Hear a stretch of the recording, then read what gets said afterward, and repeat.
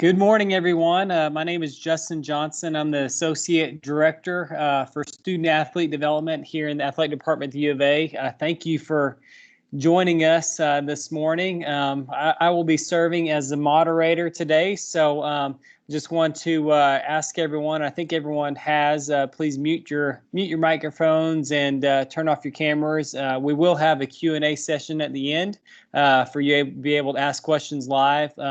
In the meantime, if you have any questions during the presentation, feel free to enter that into the chat box, and I'll be looking at that throughout the presentation as well. So I want to introduce our presenter today. Mr. George Winter is a career counselor here in the Career Development Center. He's going to be speaking today about marketing, using marketing principles to create a dynamic resume. And like I mentioned before, at the end of his presentation, he will be glad to answer any questions you have. So thank you again for joining us. And George, the floor is all yours. Justin, thank you so much. Now, I notice there's a number of people in the group here today, and if I knew there were going to be so many people, I would have actually prepared something interesting, but I guess we're going to have to do what I've got right here, okay? Mm-hmm. Okay, so many of the students that meet with me for a resume review have well-written, well-constructed, visually pleasing resumes. In fact, if they enter these resumes in a resume writing contest, they would probably win an award. The problem, however, is that when they sent their resume to potential employers, they didn't get the response they wanted, which was an interview. Clearly, there was a disconnect between what the employer wanted and what the student was offering. Fortunately, by applying some basic marketing principles, you can increase the chance of ensuring your resume does what it's supposed to do, which is to get you the interview. In the next few minutes, I will share with you the marketing principles you would learn if you took an introductory marketing course. All successful marketers ask these three questions. Number one, who is my audience? Number two, what are their needs? And the last one, how can I address these needs? In order to answer the first two questions, marketers use tools such as surveys and focus groups. Once they know the needs of their audience, their challenge is to show how they can address these needs. This sounds like common sense, but you know what they say about common sense? It's not very common.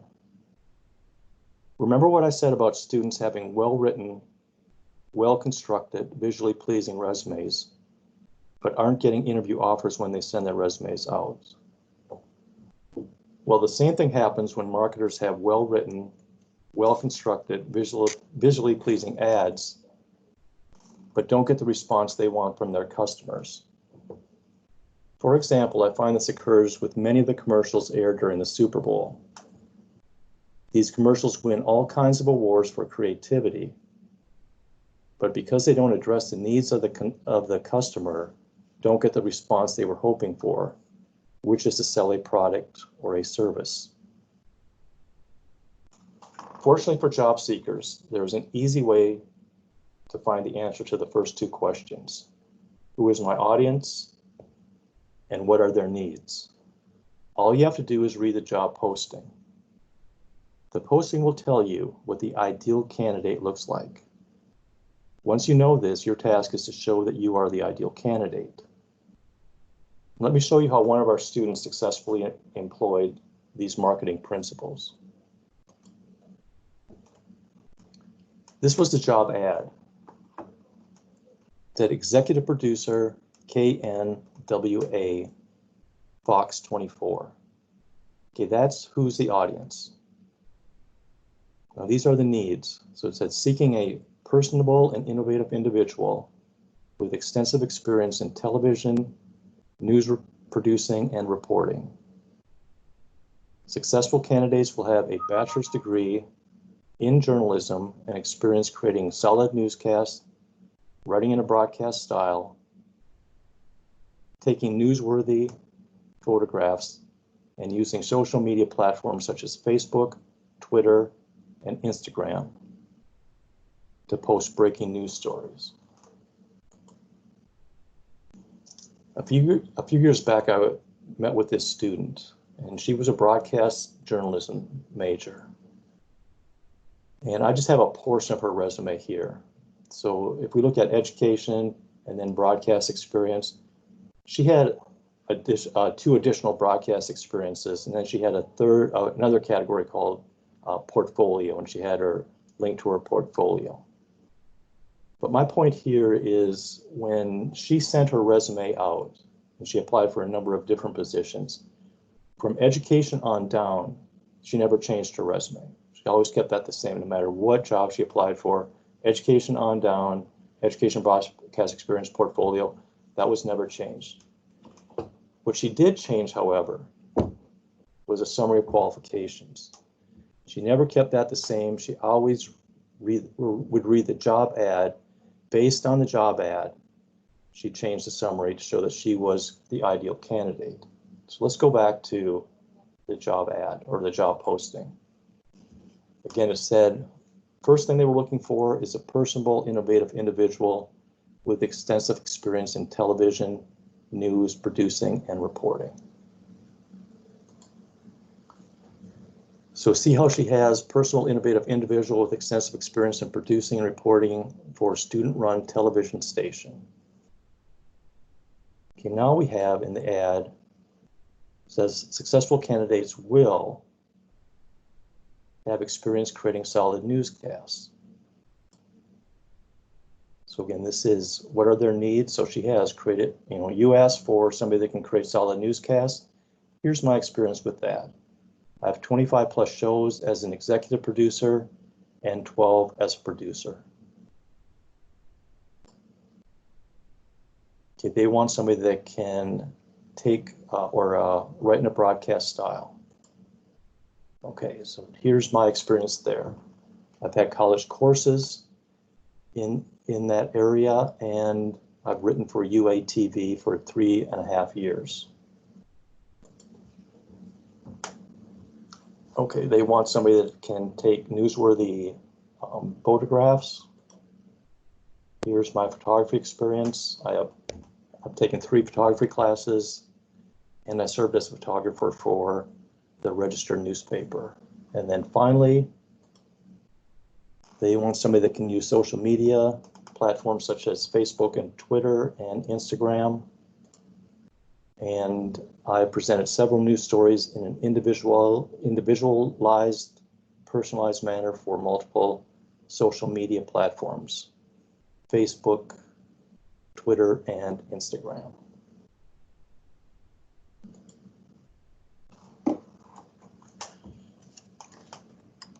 Most organizations employ what are called applicant tracking systems to screen candidates. And the applicant tracking system can be either a computer or a person. The computer or person has been programmed to pick up keywords on your resume to determine whether or not you are the ideal candidate.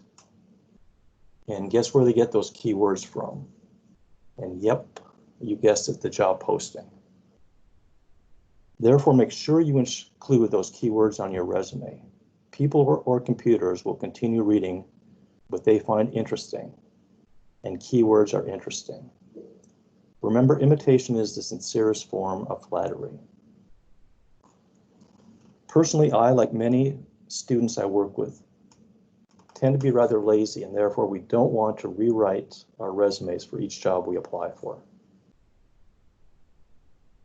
However, by using the summary section of the resume to address the needs of the employer, I've discovered that students I work with receive the response they want without expending an inordinate amount of time and effort rewriting their resumes. In summary, if you want your resume to increase your chance of getting an interview, make use of the basic marketing principles we discussed today. And with that, I would be happy to address any questions you might have.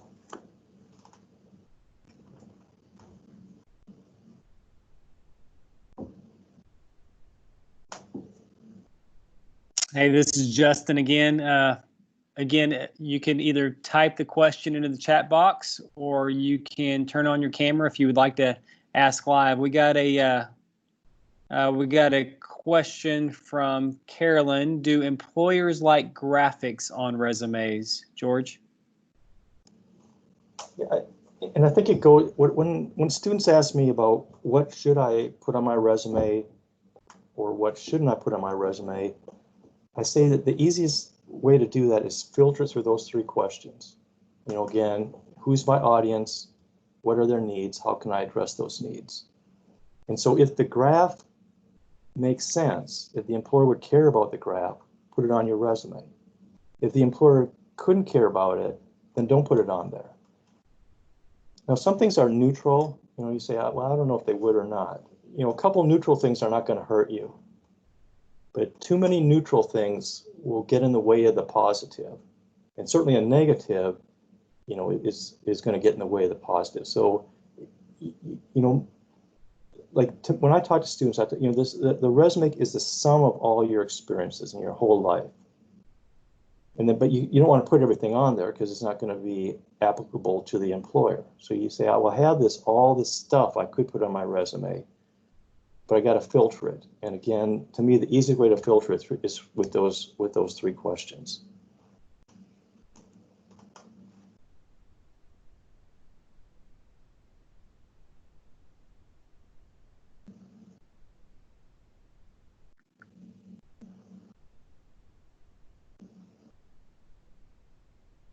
George, I've got a few other questions here for you.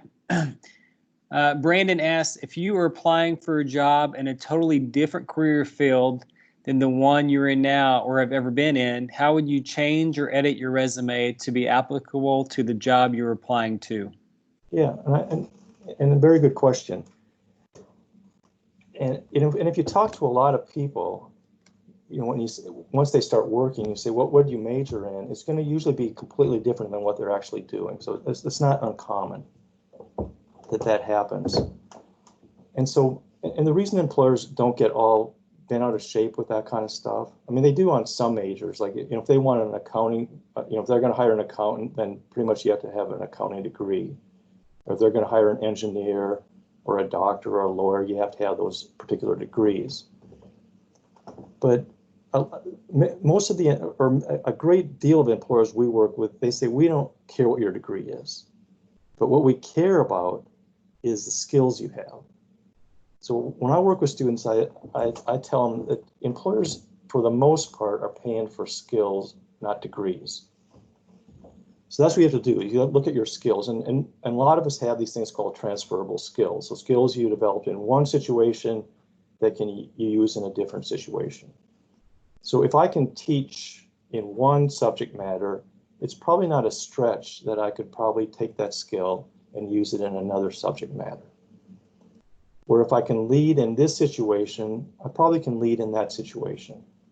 Or if I work effectively on a team, within this team, I can probably work effectively on another team.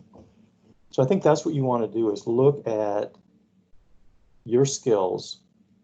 And again, I always look at the ad and have to say, okay, now they're looking for these skills. How can I show that I have these skills? Now, sometimes I work with students, and especially when they have like an employer's looking for maybe some technical skill that they don't have. It's not that hard to get that skill. And there's a thing called LinkedIn Learning, and let's say you don't have a particular computer program like Adobe. Just go take it, you know, go to LinkedIn Learning, learn it, get it on your resume. It's not that hard to do that kind of stuff.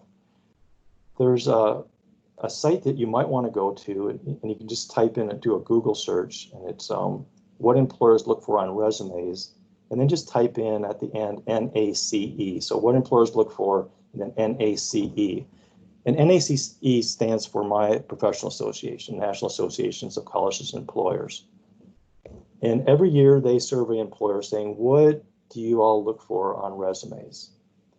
And then what skills? And you're going to get then a list of, I think, 20 skills. And if you look at those skills, I think of those 20, there might be 3 technical skills. And they're not specific, might be computer skills or quantitative skills or whatnot, so pretty general. But most of them are leadership, verbal communication skills, written communication skills, ability to take the initiative, hard worker, and whatnot. So then you know, okay, that's what employers are looking for. And the reason those are so valuable, because it takes you a long time to learn to write, to speak, to work on a team. It doesn't take that long for me to teach you how to use Excel or Adobe or Photoshop or something like that. That I can teach you easily. But if you can't write well, if you can't get along with people, if you're lazy, that's something I don't want to take that challenge on, because it's going to take me a lifetime to try to develop that. Brandon, thank you for that question. Georgia, we've got a couple questions about dates on a resume. So the first one comes from Anna.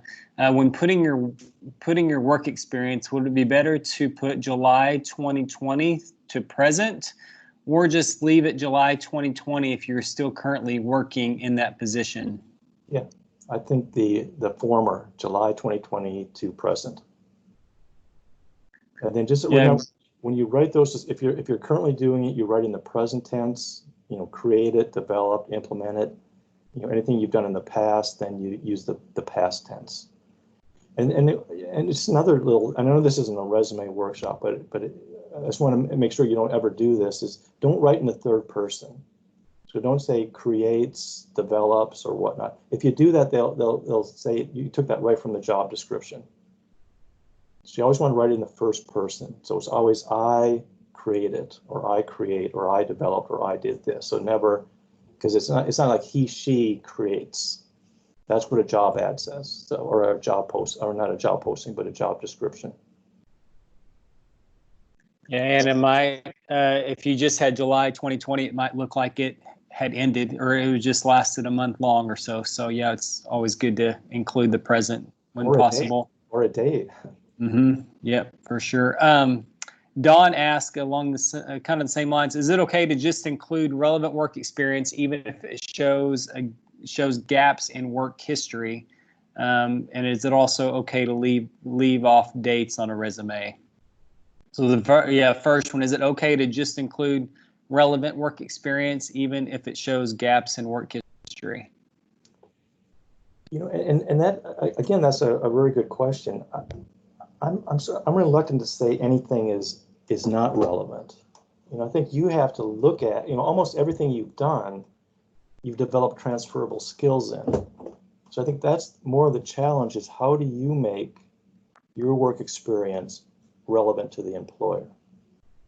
I'm not, sometimes you may, there might be something where you can't, but typically we can do it, because a lot of these jobs, like I work with students, they work at McDonald's and they say, well, I'm making hamburgers. Well, that's great. But unless you're applying for a job making hamburgers, a lot of employers aren't going to care about that. But you might say something like this. You might say, member of a 5-person team serving up to 150 customers during a lunch shift. Okay, now you have a couple skills there. You have teamwork, and you can work under pressure, and probably you have some customer service skills.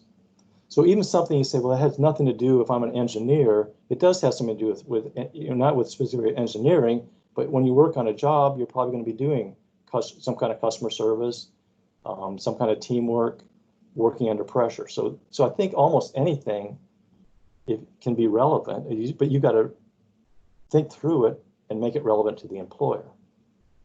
Remember what I said is people will read what they find interesting. Like I just finished a couple days ago a book that was 640 pages, and I read it in a day. And why did I read it? Because it was interesting. But I've also got a pamphlet sometimes that's 2 pages, and I can't get through it because it's not interesting. So that's your challenge. It's got to make it, anything you've done is relevant. You got to make it relevant to the employer. Now with gaps, I'm not, depends on how long the gap is, but I'm not all that concerned with gaps. If you can come up with some, if you have something you've done and there's no way, you've done all kinds of mental gymnastics, you can't come up with any relevancy with it, it's fine to leave that off. And unless it's a huge, huge gap. George, just a follow up to that one. Is it ever okay to leave off a date for one of your job experiences? Yeah, I would. To me, that's like a red flag. When somebody leaves off a date, then I say, how long did you do it? Was it? And people don't give you the benefit of the doubt, so they're going to think the least, not the most. Thank you very much. Don has another one. Are most resumes electronically scanned for key skills that employers are looking for? Is it good to include a summary of skills section? So yeah, I guess the first one, going back to that applicant tracking system, are most resumes electronically scanned for key skills? Yes, all of them are. Whether it's electronic or here's how it works. For most companies or organizations, it works like this. There's the hiring manager. That's who makes the decision. That's who you want your resume to get to. But most hiring managers have other things they're doing, and so they don't want to screen a whole bunch of resumes. So they either have a computer or a person that they told a computer, look for these keywords. They told the person, look for these keywords. If you don't have those on your resume, you're not going to get past that screen. If the screen person, if they don't screen that out, they're going to get fired because the hiring manager says, you didn't do what I told you to do. And the computer, they'll get a new computer. They'll just do different keywords. And a follow-up, is it good to include? Wait, Justin. What I said earlier, though, again, most of us are lazy. We don't want to change our whole resume. That's the beauty of the summary of the qualifications. Just change that and make it, and again, imitation is the sincerest form of flattery. So you don't have to say exactly what they say, but make sure you're addressing each of their needs. Thanks, George. To piggyback off this summary of qualifications, Don asked a follow-up question. Is it good to include a summary of skills section so that both hard and soft skills are included? Yeah, I think the hard skills can go in the summary. Like with that student, they asked for social media platforms, and she included those right there. So I just, a lot of times people will have a category called, technical skills or computer skills, and they have that under a separate section. But then if the company asks for specific ones of those, they pull that up in the summary, because the summary is a true summary. So you have all that other stuff on your resume, and you're saying, of all the stuff on my resume, what's in my summary, these are the things I think that are the most important thing for you to see. And as everybody's probably heard this, that employers, how much time do they spend on your resume? Well, it's usually about 5 seconds is what they're going to look at. And that's the screen. If you get past the screen, then they'll spend more time on it. But you got to get past that screen. And the summary, if you look at that summary I showed you, it would take you 5 seconds to read that summary. And then they'll spend more time looking at the other stuff you have on your resume.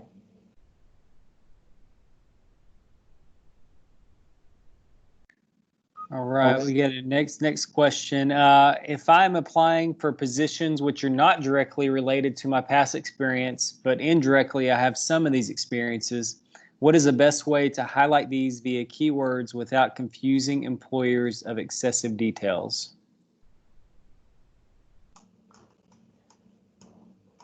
Yeah, I think again, it goes back to what we talked about is what the ad said. Like, to me, the ad is like having the answers to the test. So they want you to, employers actually want you to be successful as a candidate, because then their job is done. If I get the right candidate, then I can go back to do what I'm doing on my other job, or my real job. For most hiring managers, that that's just, they need to hire somebody, and then they go and do their other thing.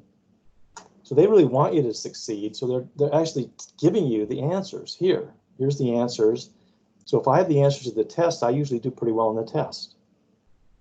And so that's, again, I always go back to the job posting because, and back to, when I talk to students, like they come in and I meet with them individually and I keep going, who's the audience? What are their needs? How can I address the needs? After a while, okay, I'm tired of that, George, but I remember. So use that.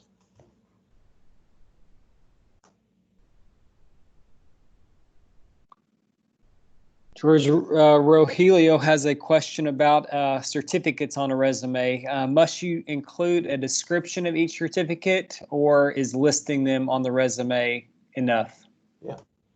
If the certificate is self-explanatory, like everybody, you showed it to 10 people, they'd all tell you the same thing, no explanation needed.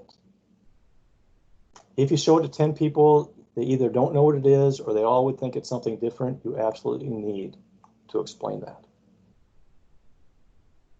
Yeah, never, what I said, people will keep reading what they find interesting.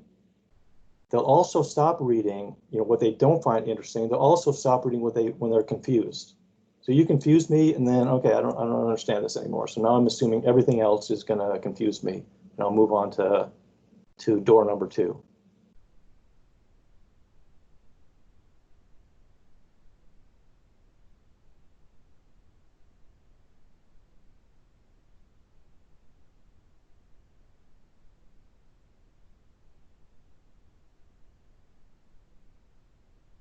Any other questions today?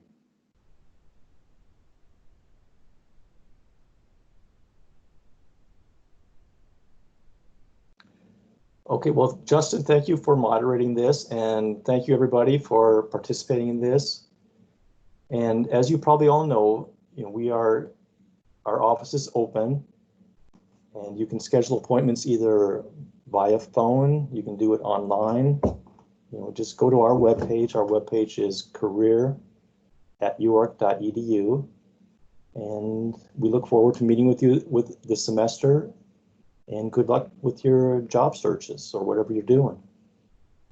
George, thank you for your time today. We had one more question, Dawn. What categories should always be included on a resume? If you go to the Career Development Center website, there is a list of quite a few different ones on there, 18 or 20. It just kind of depends on your major or job that you're applying for. So there's lots of different options on there. But going back to George's point, thank you all for joining us this summer. There will be additional webinars like this throughout the fall, so just be at the lookout for that. I got a question from Corbin. Where do we find the recordings? Can anyone, George, you know that one, or Carolyn, maybe? Can you chime in on that one? Carolyn will answer that one. We will, those will go out on social media sometime the next week, but you can always go to our website, and I'm going to put this in the chat. If you go to our homepage, career.uark.edu, and click on our coronavirus website, there's information for students and for employers. And under the student section, you can see View Summer 2020 Career Tips Series. That's the link that I'm going to be putting in the chat. And you'll be able to find just about all of our sessions from this summer are housed there. So this should go up sometime this week.